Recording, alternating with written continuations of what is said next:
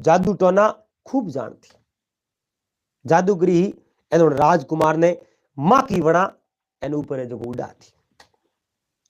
अब राजकुमार तो मां की बन गया, मां की बने राजकुमार जावे कटे ऊपर दीवार रे माथे बैठ गया है, जो बाहर निकल जावे और जार मंत्री ने बात तो करे कहूं मां की बने बोली जे नहीं एन जे मुंडे माथे घना आप जणो बैठी तो थापी ठोकर मार दे अपने तो पूरा हो जावन अपनो शरीर पासो हागी बुढ़िया दे सके, बीजो कोई नहीं दे सके।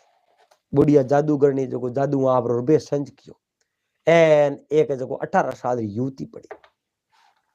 18 साल री एक सुंदर स्त्री रूप धारण कियो। अब सुंदर स्त्री रो रूप धारण पर कारण राजकुमार ने पासो हागी रूप थी थियो। अब राजकुमार ने कहो राजकुमार मैं वही स्त्री हूं, मैं बूढ़ी नहीं हूं, मारे